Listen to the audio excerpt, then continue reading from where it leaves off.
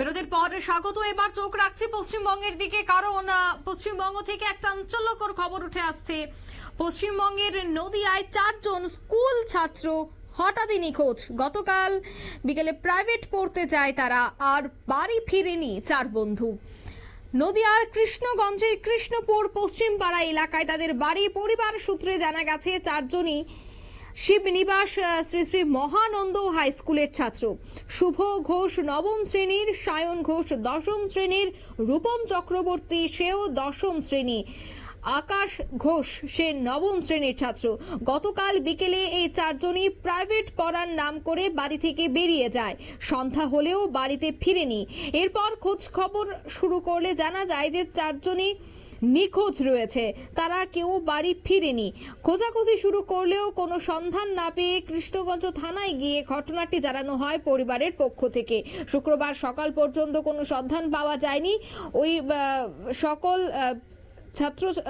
ছাত্ররা কোথায় গেছে সে বিষয়টা কিন্তু জানে না পরিবারের সদস্যরাও, এমনটাই তারা জানাচ্ছেন। তবে শুক্রবার সকাল পর্যন্ত সন্ধান পাওয়া যায়নি ওই 4 স্কুলের ছাত্রের।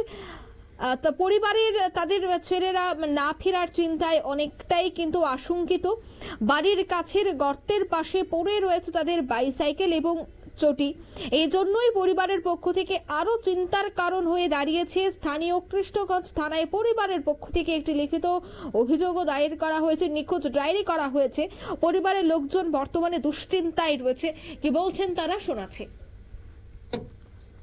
প্রাইভেটে গেছে, সংকল্প এসেছিল 5টার মধ্যে ছুটি হওয়ার দরকার, ছুটি হয়েছে, কিন্তু আমি মনে করছিলাম 7টার মধ্যে বাইরে ঢুকবে, বাইরে ঢোকেনি। তারপর আমি ঢুকছি 8টা বাজবে, 9টা বাজবে, তাও ঢোকেনি।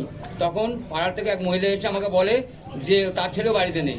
তখন আমার ডাউট হয়ে তখন আমি খোঁজ করি, কিন্তু তখন কাউকে খোঁজ করে পাই না। তখন আমি থানায় আসি, আমার একটু সাহায্য করে আমার ছেলেটার খোঁজ খবর করে দেন। 4টে ছেলে যেন পাই আমি। আপনার ছেলের নাম? রূপম চক্রবর্তী। আপনার নাম? রাজীব চক্রবর্তী। কজনকে পাওয়া যাচ্ছে না? 4 জনকে।